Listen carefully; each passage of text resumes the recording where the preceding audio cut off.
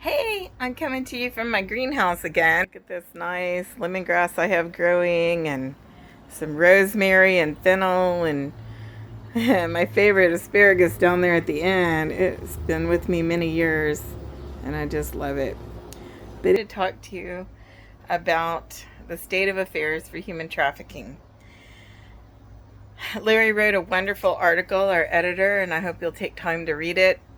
I have a myopic view of trafficking. I've been doing it for 22 years, and I definitely had kind of hoped I wouldn't still need to be helping people, like it would be over.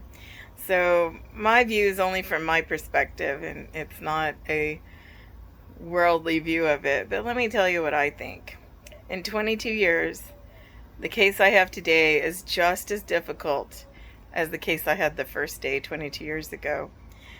The help for victims is limited and oftentimes untrustworthy. There are great people out there, but knowing them and finding them is not that easy. It's really complicated to get a victim rescued, to get them help, to help their family, to keep the bad guy from just scooping back in and getting them again. We still don't have a lot of understanding of victim behavior and why they behave a certain way. Well, they do so because of coercion, and the coercion doesn't always stop right away. I tell you, my number one thing is to find out what's the coercion and how can I make it go away.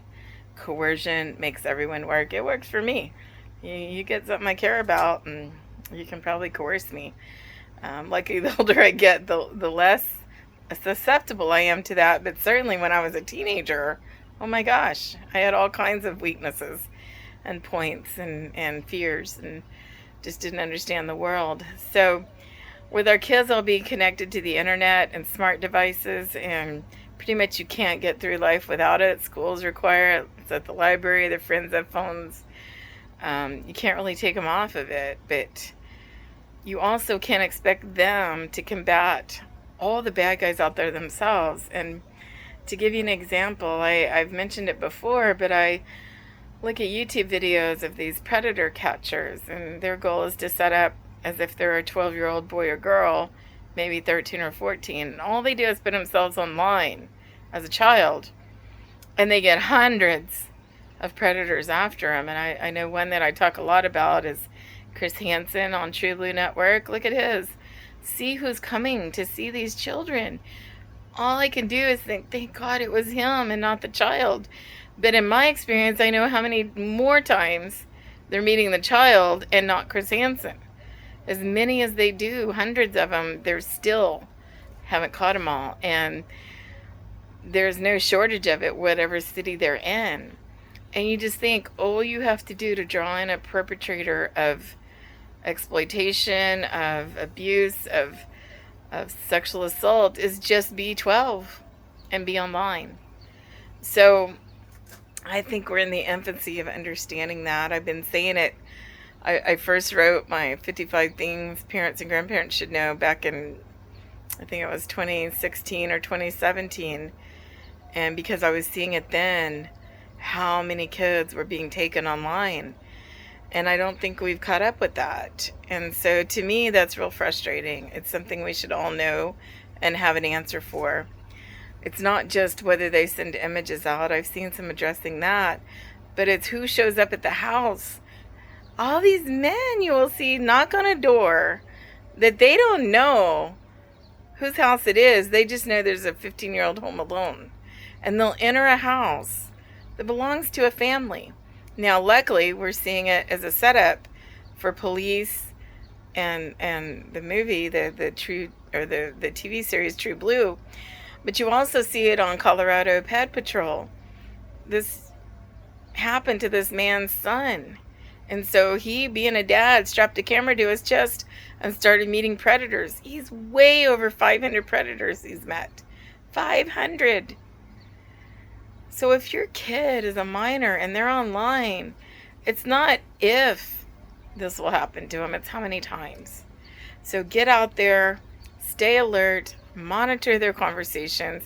When you hear what these men say, you just cannot believe.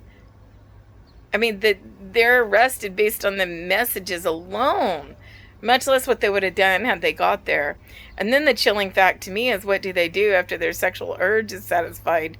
And then what do they leave? Do they leave a witness? There's so many of them that show up with guns and other weapons. There's so many of them that already have records. There's so many of them that are married. So I'm saying the state of affairs is chaos and fear for me, because their kids aren't protected. The other state of affairs is, in 22 years, I still don't have more than a couple of law enforcement jurisdictions I can reach out to and get a response. Why are we failing at that? Every law enforcement officer in the United States, if not the planet, should be able to take one of these cases. And yet, when you mix children, sex, and money, no one wants to touch it. A lot of times they'll blame the kids, saying they were a runaway or whatever. Well, yeah, okay, they broke a rule that you can give them credit for.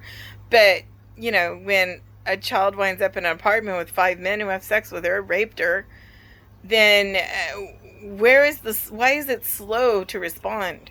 Why does it take a month for someone to follow up? And even after that, I don't hear any arrest. So, and yet I know there was plenty of information. I get it if, there was no information. But how long should these guys get to run around free? Because they'll prey on other ones. And they'll prey on many other ones. And you think about the famous cases we hear about. Yeah, they arrest the traffickers, but where's the buyers? You think of Nexium. You think of Jimmy Savile. You think of Epstein, Maxwell. You think of the John of God. Over and over and over. There was one operating out of a college.